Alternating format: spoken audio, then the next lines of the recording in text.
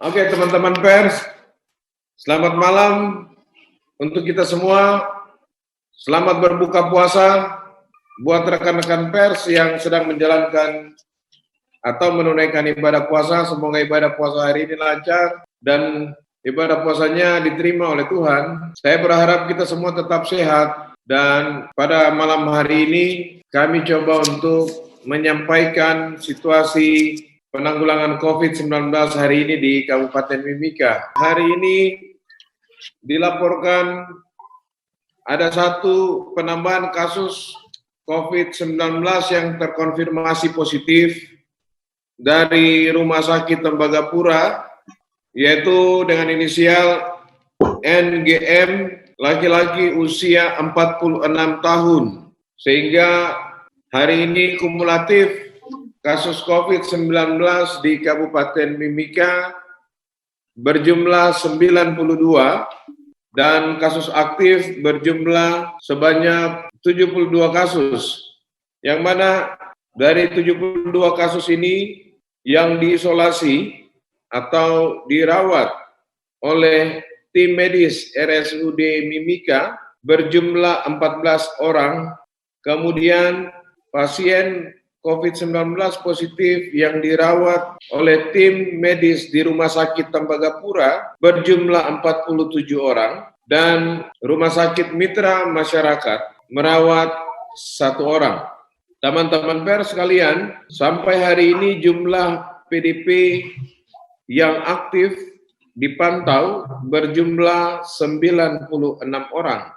PDP 96 orang ini setelah ditambahkan dengan jumlah PDP baru hari ini, yaitu sebanyak 17 orang PDP pasien dalam pengawasan, di mana RSUD Mimika melaporkan ada 2 orang baru PDP, Rumah Sakit Mitra Masyarakat 1 orang, kemudian Rumah Sakit Tembagapura berjumlah 14 orang.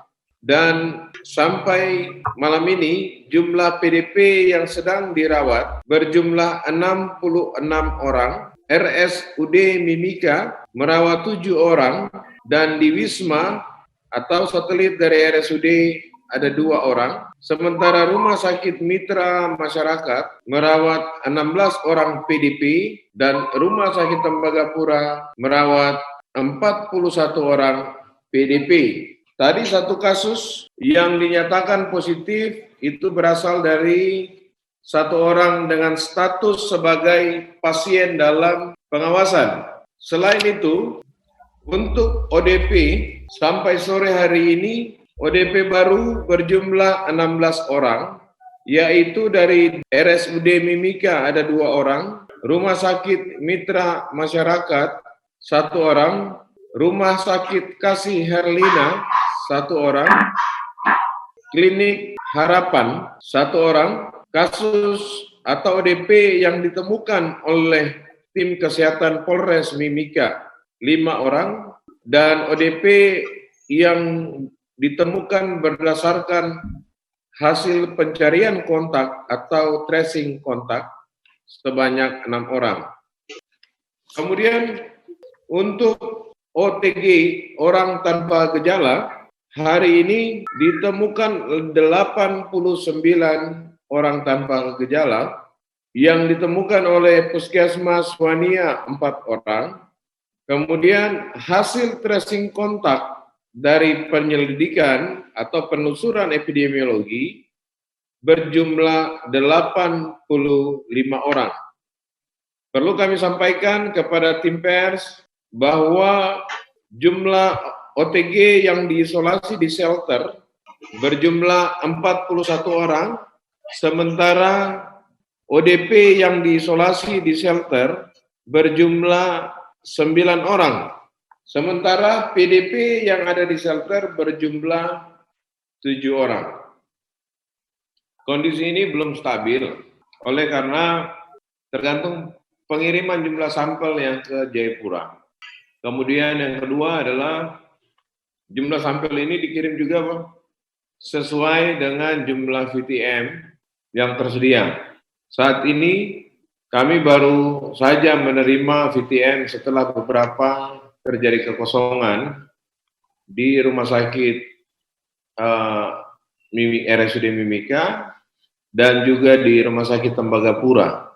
Nanti kita bisa lihat mulai hari Jumat atau hari Sabtu sampai 2 minggu ke depan bagaimana kasus yang ada di Mimika. Saya pikir dari penjaringan kasus yang sudah dilakukan secara aktif berdasarkan hasil penelusuran epidemiologi, pasti akan ada penambahan kasus sampai 2 minggu ke depan. Tapi ini tidak masalah, karena prinsip dasar daripada pemutusan rantai penularan adalah melakukan tracing kontak setelah dideteksi, kemudian setelah tracing kontak dilakukan testing untuk penegakan diagnosa dengan PCR, setelah itu lakukan pengobatan dan isolasi. Iya, ini karena kami belum melakukan pemeriksaan secara massal di kelurahan-kelurahan ini karena rupanya target yang kami tetapkan untuk melakukan pemeriksaan secara massal di beberapa lokasi yang kami nyatakan sebagai zona merah ini pada akhirnya bergeser karena tracing kontak kami setelah melakukan tes cepat dan kemudian dari hasil penemuan tes cepat ini menunjukkan ada beberapa sampel yang reaktif atau positif, sehingga selain tujuannya untuk tes cepat adalah isolasi, tetapi kami mencari kontak-kontak dekat lainnya, sehingga inilah yang menyebabkan jadwal kami menjadi tertunda.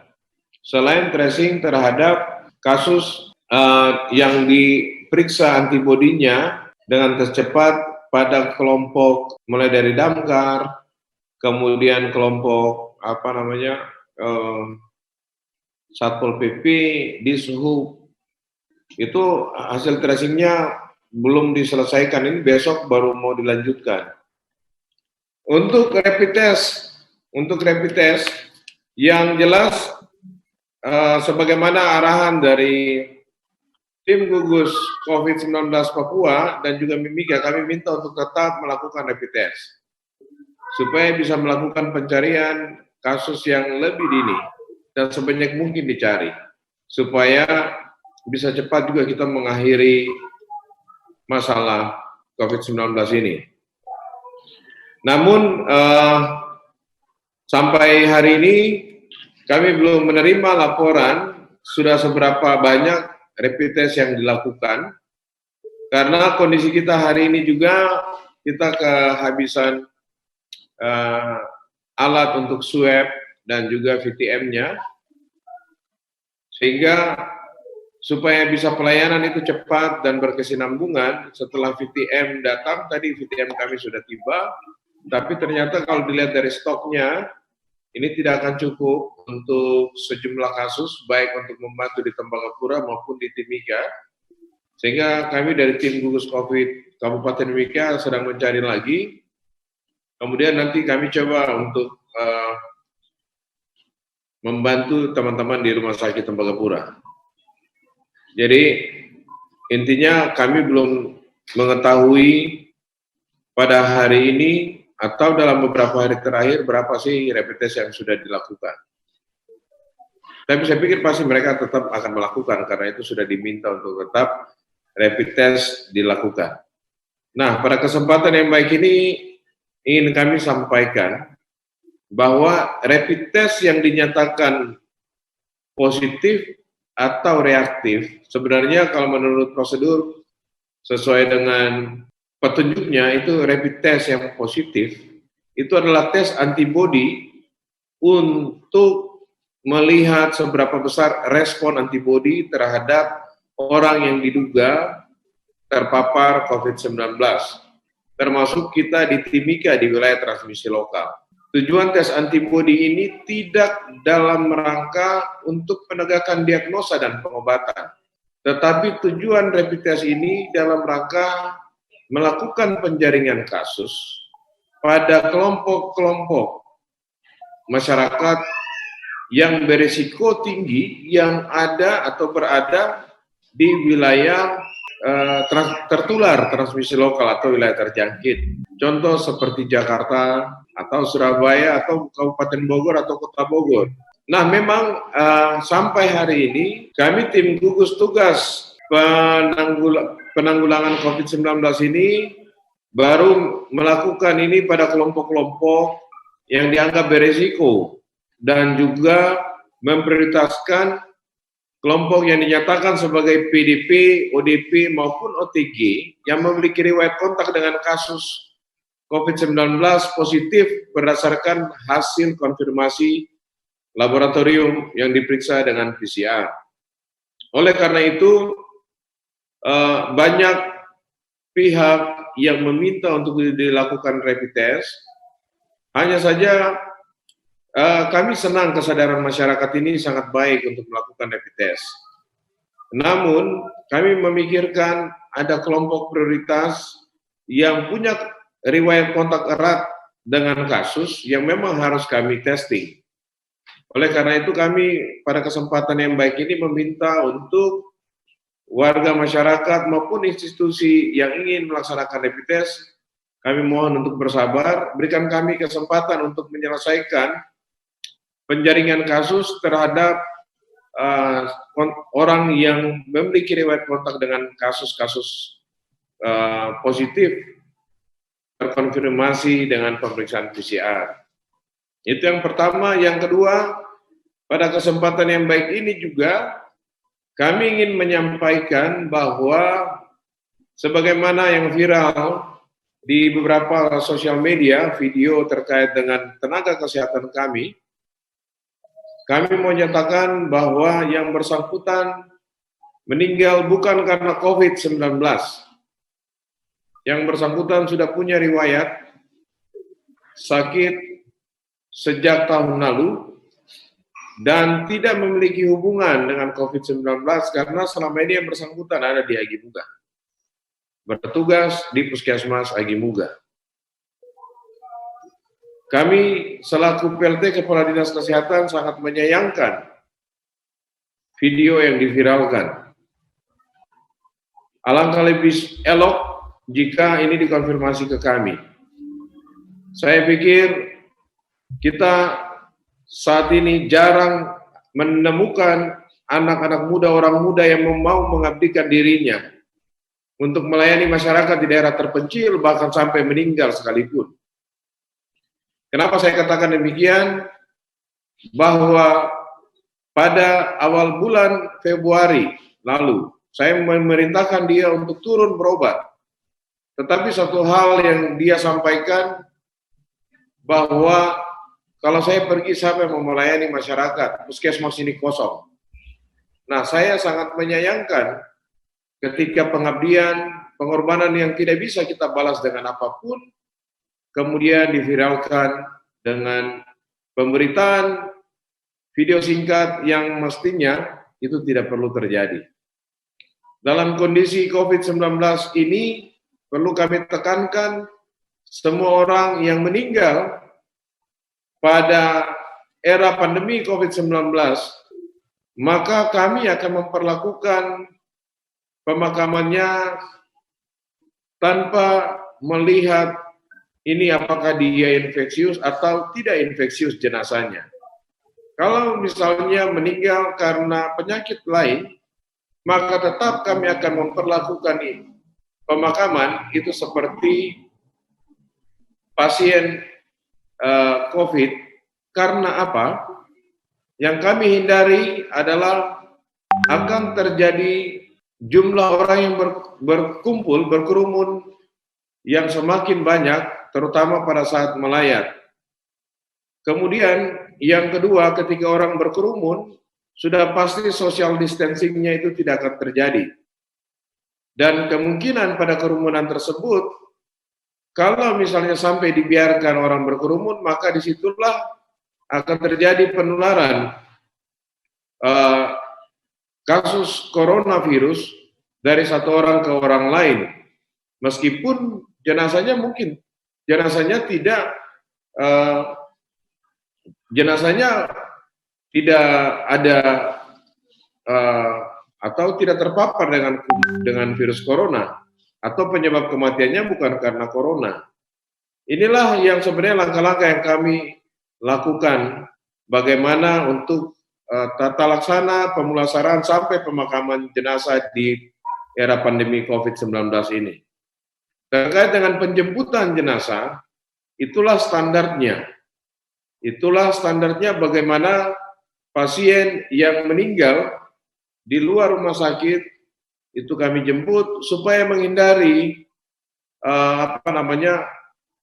masalah akibat mungkin saja bukan COVID tapi juga penyakit menular lain, dan itulah protokol penanganan jenazah di masa pandemi COVID-19.